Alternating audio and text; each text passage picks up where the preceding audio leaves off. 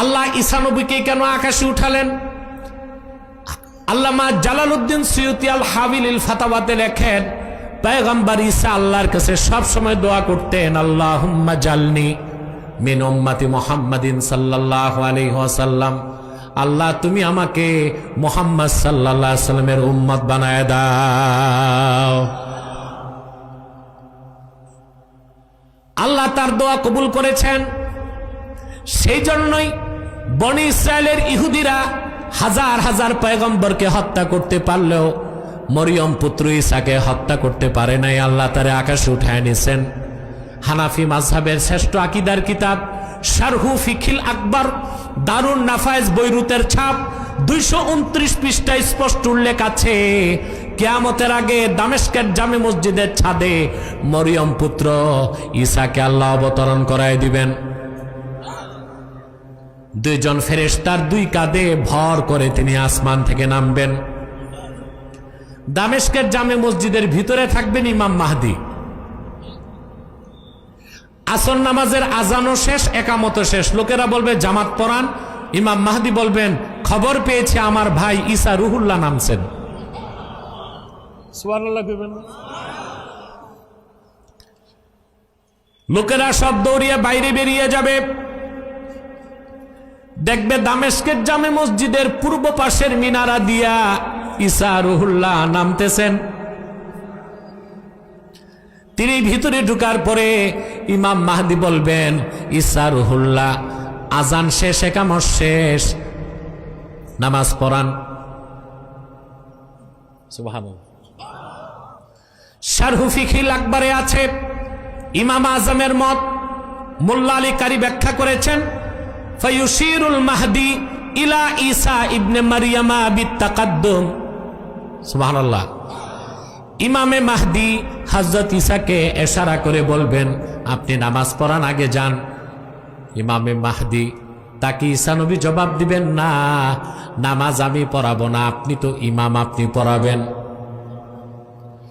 পয়গম্বর ঈসা যিনি বনি ইসরায়েলের উলুল আজম পয়গম্বর নামাজ পড়বেন মাহদির পিছে কেন? মোল্লা আলী কারি লিখেছেন, ফায়াক্তাদি বিহি লিয়াযহারা মুতাবিআত নবিয়িনা মুহাম্মদ সাল্লাল্লাহু আলাইহি ওয়াসাল্লাম। ঈসা নবী মাহদির পিছে নামাজ পড়ে এই কথার প্রমাণ দিবেন জগৎবাসীরে, আমি এখন আর নবী হিসেবে আসি নাই, মুহাম্মদ সাল্লাল্লাহু আলাইহি ওয়াসাল্লামের উম্মত হিসেবে এসেছি। আমার যে মুসলমান ভাইরা খ্রিস্টান হয়েছে, কান পেতে শুনে রাখো, পয়গম্বর ঈসা দরখাস্ত করে আল্লাহর হাবিবের উম্মত হলেন, আর তুমি তো বিনা দরখাস্তে আল্লাহর হাবিবের উম্মত ছিলা, সামান্য কিছু টাকার লোভে খ্রিস্টান হয়ে গেলা, কাল কিয়ামতের দিন কেমন করে চেহারা দেখাবা? ফিরে আসো, তবার সুযোগ আছে, তবার দরজা খোলা আছে, ফিরে আসো। আর বাংলাদেশে যত খ্রিস্টান পাদ্রী পুরোহিত আছে, বসো আমার সাথে। বাইবেলে একটা কথাও ঈশ্বরের তা তারা প্রমাণ দিতে পারবে না। পুরা বাইবেল ভেজাল, ফোকলা, এটার অথেন্টিসিটি শূন্যের পর্যায়ে চলে গেছে। এটা কোনো ধর্মই না, এটা একটা সংস্কৃতিতে রূপ নিয়েছে। অতএব যারা মুসলমান তাদেরকে শপথ নিতে হবে, আপনার জান থেকেও ইমানটাকে বড় বানাতে হবে। ইমামে খাজেন তফসির খাজেন আয়াতের তফসিরে লেখেন, আল্লাহর আখিরি নবী নূর নবীজি মুহাম্মদ মুস্তাফা সাল্লাল্লাহু আলাইহি ওয়াসাল্লাম দুনিয়ার থেকে বিদায় নেবার মাত্র 81 দিন আগে আল্লাহ এই আয়াত নাজিল করেছেন। রাসূল করিম সাল্লাল্লাহু আলাইহি ওয়াসাল্লাম উপস্থিত ছিলেন আরাফার ময়দানে।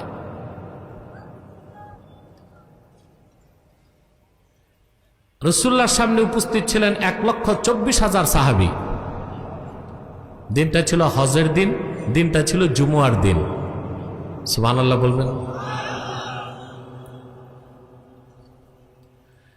আসর নামাজের শেষ সময়, মাগরিব নামাজের কিছু আগে জিবরিল চলে আসলেন,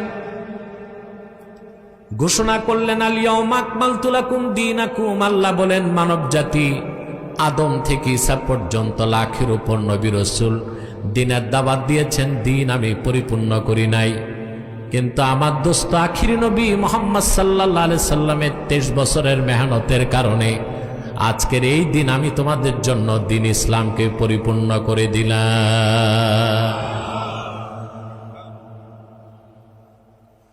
ওয়া আতমামতু আলাইকুম নি'মাতি, তোমাদের উপর আমার নেয়ামতকে পরিসমাপ্ত করলাম। ওয়া রাদিতু লাকুমুল ইসলামা দীনা, আর একমাত্র ইসলামকে আমি আমার দিন হিসেবে মনোনীত করলাম, স্বীকৃতি দিলাম। ঘোষণাকার। এই আয়াতের ব্যাখ্যা আমরা ততটুকু বুঝি নাই, গুরুত্ব তাৎপর্য অনুধাবন করি নাই ১,৫০০ বছর আগে মদিনা মুনাওয়ারার ইহুদিরা যতটুকু বুঝতে পেরেছিল। আমি হাদিসটি শোনাচ্ছি, সুনান তিরমিজিতে এসছে, সহিহ বুখারীতে আছে, তাফসীর খাজেনে আছে, অসংখ্য তাফসীরের কিতাবে আসছে। আমি যে আয়াতের ব্যাখ্যা শোনাচ্ছি সূরা মায়দা। কোন সূরা? আল্লাহর হাবিব সাল্লাল্লাহু আলাইহি সাল্লামের আপন চাচাতো ভাই খুদে সাহাবী আব্দুল্লাহ বিন আব্বাস রাদিয়াল্লাহু তাআলা আনহুমা তিনি সূরা মায়দা তেলাওয়াত করছিলেন। যখন তিনি আল ইয়াউমা আকমালতু লাকুম এই অংশটা পড়লেন, ওখানে বসে থাকা মদিনা মুনাওয়ারার সবচেয়ে বড় ইহুদি আলেম কাবুল আহবার বসার থেকে দাঁড়ায় গেছে। ইহুদি আলেম এই আয়াতটা শুনে বসার থেকে দাঁড়ায় গেছে। একটা কথা বলি, রাগ করবেন না, রাসূল করিম সাল্লাল্লাহু আলাইহি ওয়াসাল্লামের জমানায় আবু জেহেল, আবু লাহাব, উতবা, সাইবা এই বড় বড় কাফেররা 25 জন কাফের ছিল যারা ঈমান আনে নাই। কতজন? আবু জেহেল, উতবা, সাইবা, মুগীরা, আবুল বুখতারি, এরকম 25 কাফের।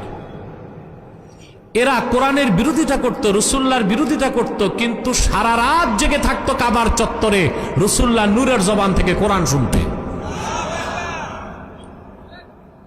সুবহানাল্লাহ। মদিনাতুল মুনাওয়ারায় যত ইহুদি আলেম ছিল, আব্দুল্লাহ ইবনে সালাম আর কিছু সংখ্যক আলেম ছাড়া ইহুদিদের কেউ বাকিরা মুসলমান হয় নাই, কিন্তু আল্লাহর কোরআন শুনতে তারা মজা পেত। কিন্তু আমার দেশে এমন মুসলমান নামদারি বুদ্ধিজীবী আছে, নাস্তিক আছে, ব্লগার আছে, কোরআন শুনতেও চায় না, কোরআন মানতেও চায় না। এই জন্য আব্দুল্লাহ ইবনে আব্বাস কোরআন শরীফ পড়তেন, মুসলমানরাও বসতো, ইহুদিরাও কোরআন শুনতে মজা পাইতো না। আমার দেশের বুদ্ধিজীবী যেগুলো রাষ্ট্রচিন্তক আর পলিসি মেকার হয়ে বসছে, ওদের কাছে কোরআন হাদিস ভালো লাগে না, লালনের সঙ্গীত আর রবীন্দ্রসঙ্গীত ভালো লাগে। তার কারণ একটাই, মৌমাছি দৌড়ায় ফুল বাগানে আর তেলাপোকা ডাস্টবিনে। মৌমাছি ফুল বাগান আর তেলাপোকা ডাস্টবিন। বাংলাদেশ 14 কোটি মুসলমানের দেশ বলেন, মুসলমান সবচেয়ে বড় পরাধীন বাংলাদেশে। যে তা না হতো, ফেসিবাদের বিদায়ের পর বাংলাদেশে রাখাল রাহার মতো কুলাঙ্গার নাস্তিক আর গালেবের মতো ইডেন কলেজের প্রফেসর আল্লাহ তার হাবিবের শানে বেয়াদবি করার সাহস কিভাবে পেয়েছে আমরা জানতে চাই। শাস্তি চাই, ফাঁসি চাই। মুরতাদের শাস্তি কি? মুরতাদের মধ্যে অন্য মুরতাদরা তওবা করলে তওবা কবুল হবে, কিন্তু মুরতাদদের মধ্যে শাতেম যারা আল্লাহকে গালি দেয়, রাসূলুল্লাহকে গালি দেয়, তওবা করলেও মৃত্যুদণ্ড থেকে তারা খালাস পেতে পারে না। ঠিক কিনা? আমরা দেশে কি পাইছি এখন দেখেন। এ রাখাল রাহাকে দায়িত্ব দিয়েছে এনসিডিবিতে বই লিখার কাজ, আর লোক পায় নাই। যেসব বুদ্ধিজীবী মেয়াদ উত্তীর্ণ গাঁজা খায়া মাথা উলায় রাখছে, এরা দায়িত্ব নিছে রাষ্ট্র সংস্কারের, বই সংস্কারের, আইন সংস্কারের। কোনদিন সংস্কার সম্ভব হবে না। ইউনূস সাহেবকে বলবো, নাস্তিক পশ্চিমাদের পাঁচাটা গোলামদেরকে, আবর্জনাগুলোকে পরিষ্কার করে আল্লাহওয়ালা সৎ মানুষগুলোকে দায়িত্ব দেন, বাংলাদেশের চেহারা পাল্টে যাবে ইনশাআল্লাহ।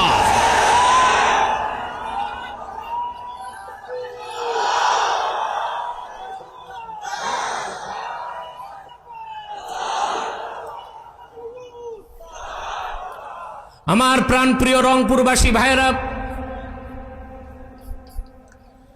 আবু জাহেল, উতবা, সাইবা, মুগীরা, আবুল বখতারির মতো কাফের মক্কায়, মদিনা মুনাওয়ারায় ইহুদি আলেমরা দিন ইসলামকে গ্রহণ করে নাই, কিন্তু কোরআন শুনতে মজা পেত।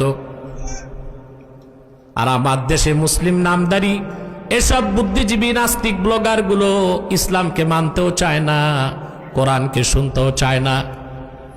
নিকৃষ্ট কোনগুলো? ওই কাফের গুলো না এগুলো?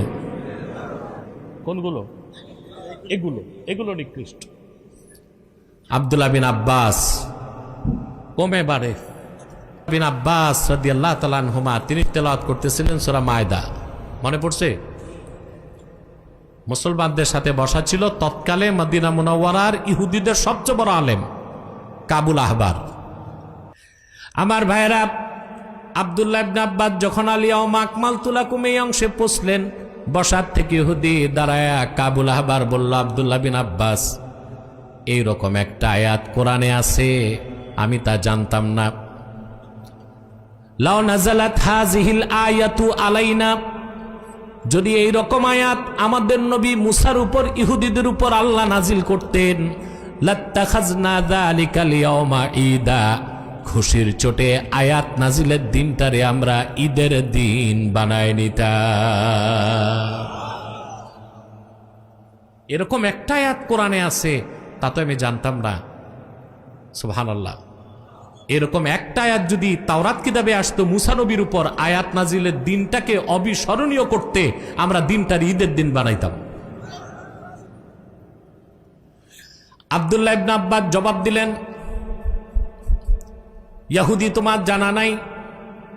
ক্বালা ওয়াল্লাহি ইন্নাহা নাযালাত আলা রাসূলিল্লাহি সাল্লাল্লাহু আলাইহি ওয়াসাল্লাম ফি ইয়াউমি ঈদাইন।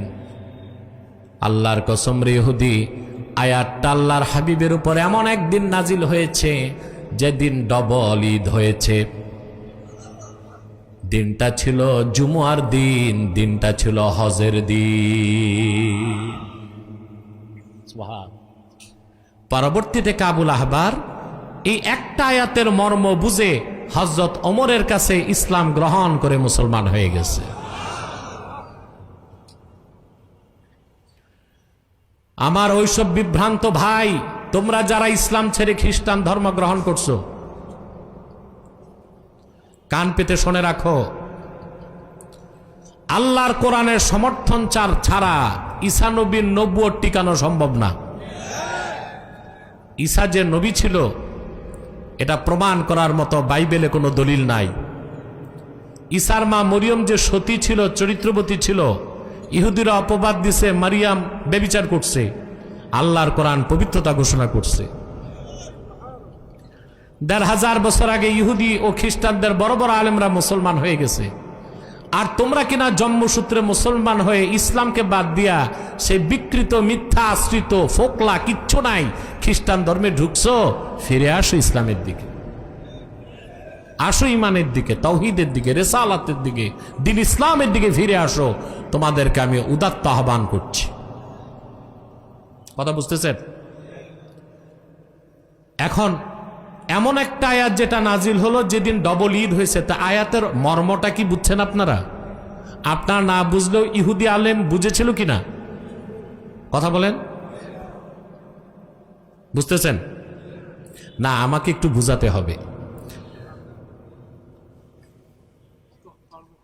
আল্লাহ রাব্বুল আলামিন বলেন, আল ইয়াউমা আকমালতু লাকুম দীনাকুম, আজকের এই পবিত্র হজের দিন আমি তোমাদের জন্য দ্বীন ইসলামকে পরিপূর্ণ করে দিলাম। অর্থটা আমি বুঝাই দিচ্ছি। আল্লাহ বলতে চাইলেন, আদম থেকে ঈসা পর্যন্ত ১,০০,০০০-এর উপর নবী রাসূল দ্বীনের দাওয়াত দিয়েছেন, দ্বীন পরিপূর্ণ হয় নাই। কিন্তু আমার হাবিব মুহাম্মদ সাল্লাল্লাহু আলাইহি সাল্লাম মাত্র ২৩ বছর দ্বীনের দাওয়াত দিয়েছেন, আমি দ্বীন পরিপূর্ণ করে দিলাম।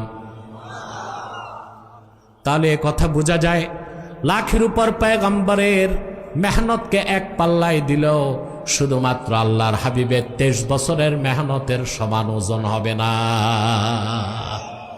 হবে? সুবহানাল্লাহ। এরপরে আল্লাহ তাআলা বললেন, ওয়া আতমামতু আলাইকুম নিয়ামাতি, তোমাদের উপর আমার নিয়ামতকে পরিসমাপ্ত করলাম। এটা বুঝেন, আল্লাহ দিনকে শুধু পরিপূর্ণ করেন নাই, পরিসমাপ্তির সাথে পরিপূর্ণ করছেন। অনেক কাজ অসমাপ্ত রেখে পরিপূর্ণ করা যায়, যায় কি না? আমার কথা শুনেন, এই দিক তাকান, যায় কি না? আপনি পরীক্ষার হলে ঢুকছেন, সময় 3 ঘন্টা, 100 মার্কসের উত্তর দিবেন, সময় কত? আপনি খুব লেখলেন, 3 ঘন্টা শেষ, অ্যান্সার হয়েছে 80। পরীক্ষা পরিপূর্ণ, কিন্তু সমাপ্ত হয়েছে না অসমাপ্ত? অসমাপ্ত। আপনি টাইম যা পাইছেন সে টাইমে 100 অ্যান্সার করতে। আল্লাহ স্পষ্ট করে দিলেন, দিন ইসলামকে আল্লাহ শুধু পরিপূর্ণ করেন নাই, পরিসমাপ্তির সাথে পরিপূর্ণ করেছেন, যেন এই দিন ইসলাম কিয়ামত পর্যন্ত মানুষকে দিক নির্দেশনা দেয়। এই দিন ইসলামকে যারা গ্রহণ করবে, ইহকালীন কল্যাণ আর পরকালীন মুক্তির জন্য যেন তাদেরকে অন্য কোন ধর্ম, তন্ত্র, মতবাদের মুখাপেক্ষী হতে না হয়। ঠিক না? সুবহানাল্লাহি বিহামদি। আল্লাহ এখানে স্পষ্ট করে দিলেন, আদম থেকে ঈসা পর্যন্ত 1 লক্ষের উপর নবী রাসূল দিনের দাওয়াত দিয়েছে, দিন পরিপূর্ণ হয় নাই। আমার হাবিব 23 বছর দিনের দাওয়াত দিয়েছেন, আমি দিনকে পরিপূর্ণ করলাম, পরিসমাপ্ত করলাম। তার মানে নবুয়ত রিসালাতের দরজা বন্ধ করে দিলাম। একমাত্র দিন ইসলাম, এর বাইরে কোনো ধর্ম নাই, দিন নাই। ভালো করে দেখেন মুসলমান, সেজন্য হাদিস সাক্ষ্য দেয়, পূর্বের 1 লক্ষের উপর নবী রাসূলের কাছে জিবরিল এসেছেন, প্রত্যেকের কাছে কয়বার? ইব্রাহিম নবীর কাছে এসেছেন মাত্র 10 বার, মুসা নবীর কাছে কয়েকশো বার, ঈসা নবীর কাছে এসেছে মাত্র 415 বার। আর আল্লাহর হাবিব আখিরি নবী মুহাম্মদ সাল্লাল্লাহু আলাইহি সাল্লামের খেদমতে জিবরিল 23 বছরে এসেছেন 24,000 বার। কতবার? সুবহানাল্লাহ। ইব্রাহিম নবীর কাছে কয়বার? 10 বার। মুসা নবীর কাছে কয়েকশো বার, ঈসা নবীর কাছে মাত্র 415 বার। আর আল্লাহর হাবিব সরওয়ারে কায়নাত, নবিউল আম্বিয়া, সৈয়দুল মুরসালিন, খাতামুন নবিয়্যিন, রাহমাতুল লিল আলামিন মুহাম্মদ মুস্তাফা সাল্লাল্লাহু আলাইহি সাল্লামের কদমে জিবরিল এসেছেন 1500 বছর আগে দ্বীনের পয়গাম নিয়ে 24,000 বার। আমরা কিন্তু বুঝি নাই, এই জন্য আমাদের পরিবর্তন নাই। ইহুদি আলেম বুঝতে পেরেছিল, ঠিক না? আমার মুসলমান ভাইরা, তারপরে আল্লাহ স্পষ্ট করে দিলেন, ওয়া আতমামতু আলাইকুম নিয়ামাতি, তোমাদের উপর আমার নিয়ামতকে সমাপ্ত করলাম। দিন পরিপূর্ণ করে আল্লাহ তাআলা ওহী আসার দরজা বন্ধ করে দিলেন। নবী আসার পথ কথা বলে না। মুহাম্মদ সাল্লাল্লাহু আলাইহি ওয়াসাল্লামকে আল্লাহ 1500 বছর আগে প্রেরণ করে দিনকে পরিপূর্ণ করে নবুয়ত রিসালাতের দরজা বন্ধ করে দিলেন। ওনার পরে আজ পর্যন্ত কোনো নবী আসে নাই, কিয়ামত পর্যন্ত আসবে। পূর্বে নবীর পরে নবী আসার 3টা কারণ থাকতো। কয়টা? আদম থেকে ঈসা পর্যন্ত যত নবী এসেছেন, প্রত্যেক নবী ছিলেন আঞ্চলিক নবী। একটা অঞ্চলের নবী, একটা জাতির নবী, সেজন্য আরেক অঞ্চলের জন্য আরেক জাতির নিকট আরেক নবী লাগতো। নবীর পরে নবী আসতো, নবীর পরে নবীর সাথে নবী আসতো। যেমন এক জাতি এক দেশ এক সময়, মুসা তিনিও নবী, তার ভাই হারুনও ছিলেন নবী, ঠিক না? হযরত ইয়াকুব ছিলেন কেনানে নবী, তার পুত্র ইউসুফ ছিলেন মিশরে নবী। সুবহানাল্লাহ। প্রত্যেক নবী ছিলেন কি আঞ্চলিক নবী, কি নবী? এজন্য আরেক অঞ্চলে আরেক নবী দরকার হতো, আল্লাহ নবীর পরে নবী পাঠাতেন। কিন্তু তোমার নবী, আমার নবী, বিশ্ব নবী মুহাম্মদ মুস্তাফা সাল্লাল্লাহু আলাইহি ওয়াসাল্লাম, তিনি তো শুধু আরবের জন্য আসেন নাই, শুধু আরববাসীর জন্য আসেন নাই। আল্লাহ বলেন, কুল ইয়া আইয়ুহান নাসু ইন্নী রাসূলুল্লাহি ইলাইকুম জামিআ। মুহাম্মদ সাল্লাল্লাহু আলাইহি সাল্লাম আপনি বলুন, হে মানব জাতি, আমি তোমাদের সবার জন্য আল্লাহর পক্ষ থেকে প্রেরিত হয়েছি। আদম থেকে ঈসা পূর্বের প্রত্যেক নবী ছিলেন আঞ্চলিক নবী, এক একটা জাতির নবী, আর বিশ্ব নবী মুহাম্মদ সাল্লাল্লাহু আলাইহি সাল্লাম গোটা সৃষ্টি জগতের নবী। এই জন্য মুসলমান ইসলামের দাওয়াত পৃথিবীর সবগুলো দেশে নিয়ে যাওয়ার অধিকার রাখে, কিন্তু খ্রিস্টানরা এই অধিকার রাখে না। কারণ খ্রিস্টানরা যারে নবী মানে, ঈসা নিজে বলছেন আমাকে শুধু পাঠানো হয়েছে বনি ইসরায়েলের হারানো মেষগুলোকে উদ্ধার করার জন্য। একে তো ঈসা নবী আকাশে, তার ধর্ম রিজেক্ট। সবচেয়ে বড় কথা, তার ধর্ম, তার শরীয়ত ছিল শুধু বনি ইসরায়েলের জন্য। তো বাংলাদেশে যাদের কাছে খ্রিস্টানরা ধর্ম প্রচার করে, এরা কি বনি ইসরায়েল না বাঙালি? কথা বলে না। তাহলে তাদের ধর্ম আর তাদের নবী ঈসার আদর্শ অনুযায়ী বাংলাদেশে খ্রিস্টান ধর্ম প্রচার করা, খ্রিস্টান ধর্মের ফতুয়া বৈধ কাজ না অবৈধ কাজ? চিল্লায় বলতে হবে। অথচ তারা বাংলাদেশে এসে জোর খাটায়। কি খাটায়?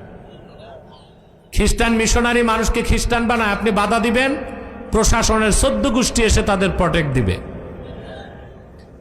কিন্তু আলেম ওলামা, ইসলামিক স্কলারদেরকে ইউরোপ আমেরিকায় ইসলাম প্রচারের সুযোগ দেয় না।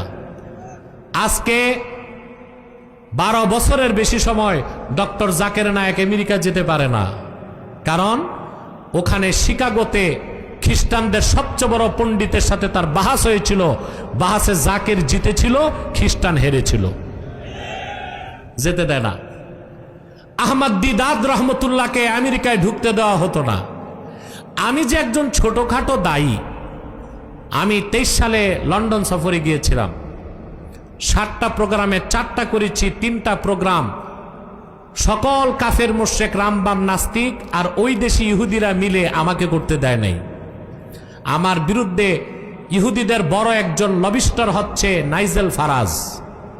সে সিএনএন নিউজ প্রেজেন্টার এবং ব্রিটিশ পার্লামেন্টের এমপি ছিল।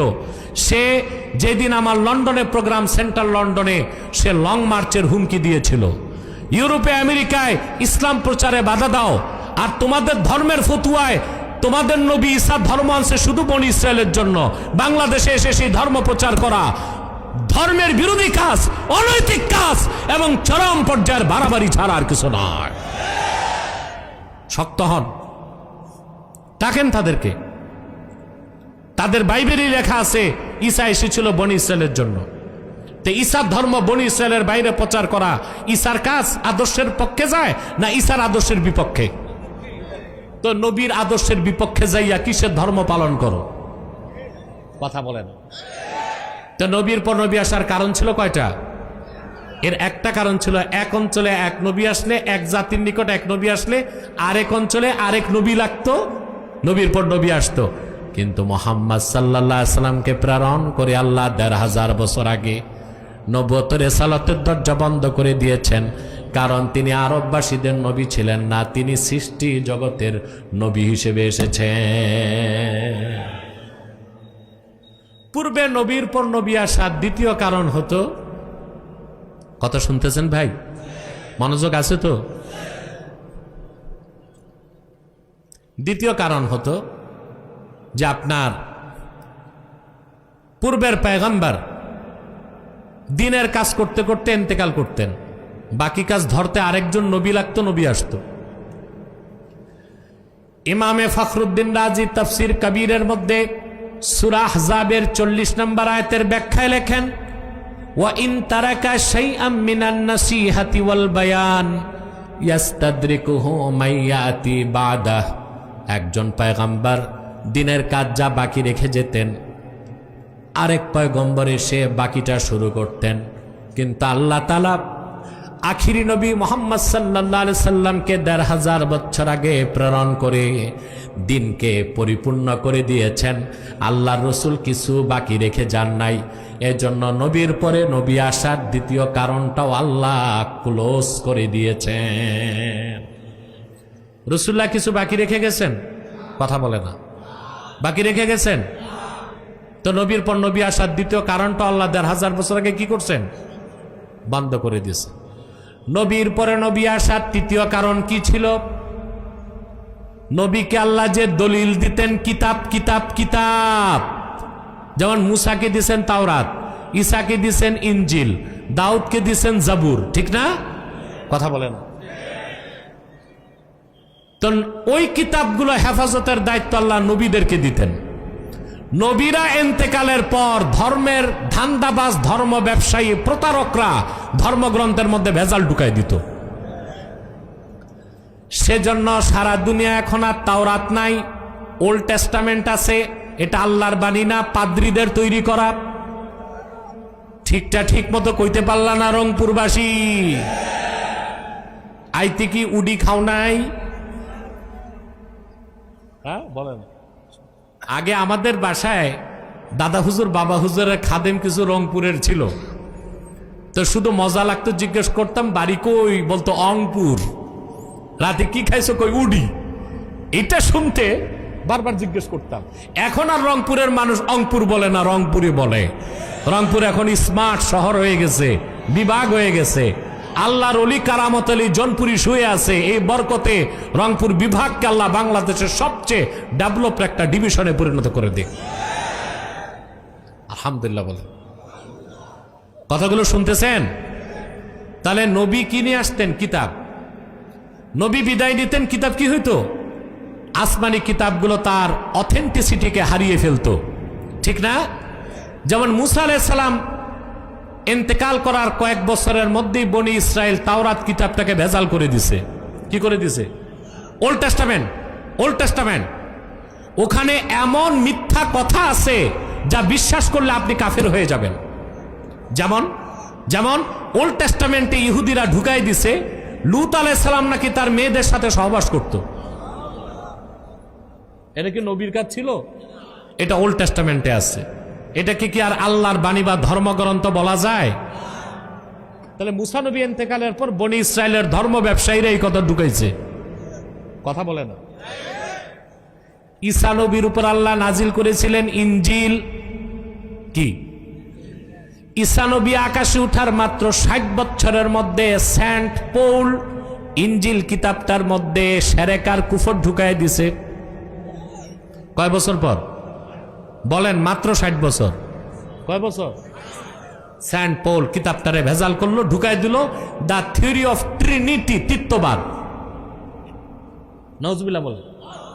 তারপর এই বাইবেল যে কত পরিবর্তন হয়েছে, আমাদের গবেষণায় প্রতিষ্ঠানে 11টা সংস্করণ বাইবেল আছে। কয় সংস্করণ? 11 বাইবেলে 11 রকম কথা। ঈশ্বরের বাণী কি 11 রকম হয় না একরকম? তা বাইবেল তার অথেন্টিসিটি হারিয়ে ফেলছে, ঠিক কিনা? তো পূর্বের কিতাবগুলো সংরক্ষণের দায়িত্ব ছিল উম্মতের, তারা গড়বড় করত। কিন্তু আল্লাহ তার আখিরি নবী মুহাম্মদ সাল্লাল্লাহু আলাইহি সাল্লামকে 1500 বছর আগে প্রেরণ করলেন 30 পারা কোরআন দিয়ে। এই কোরআন আল্লাহ হেফাজতের দায়িত্ব আবু বকর, ওমর, ওসমান, আলীকে দেন নাই। আল্লাহ রাব্বুল আলামিন কিয়ামত পর্যন্ত এই কোরআন হেফাজতের দায়িত্ব নিজের হাতে নিলেন। 1500 বছর আগ থেকে আজ পর্যন্ত আল্লাহর কোরআনের কোন একটা বাক্যের, কোন একটা শব্দের, কোন একটা অক্ষর কেউ বদলাতে পেরেছে? আমার ভাইরা, কোরআন হেফাজতের দায়িত্ব কার? কেউ বদলাতে পারছে? কারণ আল্লাহ তো আদম সৃষ্টির আগে সিদ্ধান্ত নিয়েছেন মুহাম্মদ সাল্লাল্লাহু আলাইহি সাল্লাম শেষ নবী, ওনার দিন শেষ দিন। সেই দিন ইসলামের মূল দলিল কি? এই কোরআন হেফাজতের দায়িত্ব যদি আমাদের হাতে থাকতো, ধর্ম ব্যবসায়ী, চোরচোট্টা, প্রতারক, বাতিলপন্থীরা কোরআনকে রদবদল করে দিত না, দেখে আর ইসলাম থাকতো? কথা বলে না। ইসলাম চিনতে হবে কি দিয়ে? আর সুন্নাহ দিয়ে। এখন মনে করেন আমেরিকার কোন লোক খ্রিস্টান মুসলমান হবে, সে যদি বাংলাদেশের মুসলমানদেরকে দেখা মুসলমান হইতে যায়, সে আর মুসলমান হবে? বাংলাদেশের মুসলমান নামাজ পড়ে না, মিথ্যা বলে, চুরি করে, টেন্ডারবাজি, দাগাবাজি, চাঁদাবাজি, পাল্লায় ওজনে কম, জেনা বেবিচার, এটা তো ইসলামের কাজ না। তো এই দেশের মুসলমানকে দেখলে কোনো বেদিন মুসলমান, কিন্তু ইসলামের দলিল কোরআন দেখলে, তাহলে যদি কোরআনের হেফাজতের দায়িত্ব আল্লাহ না রাখতেন তো ইসলামের অস্তিত্ব থাকতো? আর কিয়ামত তক আল্লাহকে আল্লাহ বলার কেউ থাকতো? সেজন্য পূর্বে নবীর পরে নবী আসতো, আসমানি কিতাব ভেজাল হয়ে গেলে নতুন কিতাবের জন্য নতুন নবী আসতো। কিন্তু মুহাম্মদ সাল্লাল্লাহু আলাইহি সাল্লাম আল্লাহর আখিরি নবী, ওনার মাধ্যমে আল্লাহ দিনকে পরিপূর্ণ করে দিন ইসলামের মূল যে দলিল কোরআন হেফাজতের দায়িত্ব আল্লাহ নিজের হাতে নিয়ে নিয়েছেন। আল্লাহ রাব্বুল আলামিন বলেন, ইন্না নাহনু নাযালনা যিকরা ওয়া ইন্না লাহু লাহাফিজুন। নিশ্চয়ই এই কোরআন আমি আল্লাহ নাজিল করেছি, আর এই কোরআন হেফাজতের দায়িত্ব আমি আল্লাহ আমার হাতেই রেখেছি। ১৫০০ বছর আগ থেকে এখন পর্যন্ত কাফের মুশরিক বাতিল ফেরকা কোরআন বদলাইতে চায় নাই? চাইছে? এর মধ্যে সবচেয়ে নিকৃষ্ট হচ্ছে শিয়া সম্প্রদায়। শিয়াদের 12টা ফেরকা, ইসনা আশারিয়া। মূলত শিয়ারা দুই ভাগ, আহলুত তাশাইয়্যু কুবরা, আহলুত তাশাইয়্যু সুগরা। যারা আহলুত তাশাইয়্যু সুগরা তাদেরকে আমরা কাফের বলি না, বাতিল বলি। কিন্তু যারা আহলুত তাশাইয়্যু কুবরা তাদেরকে আমরা কাফের বলি, কারণ তারা মনে করে আবু বকর, ওমর, ওসমান তিনজন কোরআনকে পরিবর্তন করছে। নাউজুবিল্লাহ। তাদেরকে মুসলমান বলা যাবে? ইরান থেকে তারা একটা কোরআন শরীফ বের করছে, ওখানে একটা সূরার নাম দিয়েছে সূরাতুল ওয়ালায়া। নাউজুবিল্লাহ। কোরআন শরীফে 114টা সূরায় ওয়ালায়া নামে সূরা আছে নাকি? আছে? এটা কোন সূরা জানেন? সূরা ইনশিরাহ। আলাম নাশরাহ লাকা সাদরাক ওয়া ওয়াদা'না আনকা উযরাক আল্লাযী আনকাযা যাহরাক ওয়া রাফা'না লাকা যিকরাক ওয়া জা'আলনা আলিয়ান সাহরাক। আল্লাহ নাজিল করছেন 8 আয়াত। ওরা শিয়া আহলুত তাশাইয়্যু কুবরা এই একটা আয়াত ঢুকায় দিছে। ঢুকায় সারতে পারছে না, ধরা খাইছে। শুধু ধরা খাইছে না, কাফের হিসেবে পরিচয় দিল। কোরআন হেফাজতের দায়িত্ব কার? এই জন্য আল্লাহ রাব্বুল আলামিন দিনকে পরিপূর্ণ করে দিয়েছেন ১৫০০ বছর আগে মুহাম্মদ সাল্লাল্লাহু আলাইহি সাল্লামকে আখিরি নবী হিসেবে প্রেরণ করে, আর নবুয়তের রিসালাতের দরজা বন্ধ করে দিয়েছেন। এখন পর্যন্ত কোনো প্রকারই নবী কিংবা রাসূল আসে নাই, এখনো নাই, কিয়ামত পর্যন্ত আসবে না। আসবে? এখন মুহাম্মদ সাল্লাল্লাহু আলাইহি ওয়াসাল্লামকে ১৫০০ বছর আগে আল্লাহ প্রেরণ করে দিনকে পরিপূর্ণ করলেন। ওনার পরে আজ পর্যন্ত কোনো প্রকারই নবী কিংবা রাসূল আসে নাই, এখনো নাই, কিয়ামত তক আসবে না।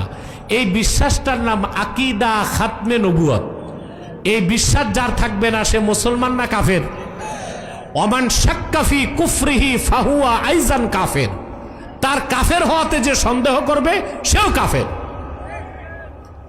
এই আকীদা খাতমে নবুয়তের বিপক্ষে 2টা কাফের সম্প্রদায় কাজ করতেছে। এর মধ্যে একটা হচ্ছে ঈসাই জামাত। এই যে খ্রিস্টানদের যে দলটা মানুষকে খ্রিস্টান বানাচ্ছে, এরা বাংলাদেশে ঢুকছে 1975 সালে। কত সালে? 2.5 লক্ষ পরিবারকে এ পর্যন্ত খ্রিস্টান বানাইছে। আর তারা সহযোগিতা নিচ্ছে লামাযহাবীদের থেকে। একটা ফেরকা আছে, নিজেদেরকে বলে আহলে হাদিস, কখনো বলে মুহাম্মাদি। না, খাঁটি মুমিন ছাড়া কেউ মুহাম্মদ সাল্লাল্লাহু আলাইহি ওয়াসাল্লামের উম্মত হইতে পারে না। আর আমাদের পরিচয় মুহাম্মাদি কেন হবে? হবে উম্মতে মুহাম্মাদি, ঠিক না? ওরা তো এই নামটা বলেও বেয়াদবি করতেছে। মুসলমানের নাম কি হবে, মুহাম্মাদি না উম্মতে মুহাম্মাদি? আসলে তারা আহলে হাদিসও না, তারা যে পরিচয় দেয় মুহাম্মাদি, যেহেতু খাঁটি উম্মত না, এই জন্য মুহাম্মাদিও বলা যাবে না। তাদের একটাই নাম সালাফি বা লামাযহাবী। সালাফিও বলা যাবে না, সালাফি হচ্ছে সালফে সালাইনরা, এরা হচ্ছে লামাযহাবী। এরা বাংলাদেশে খ্রিস্টানদেরকে ধর্ম প্রচারের সুযোগ করে দিচ্ছে। আমি কি বিষয়টা খুলে বলবো?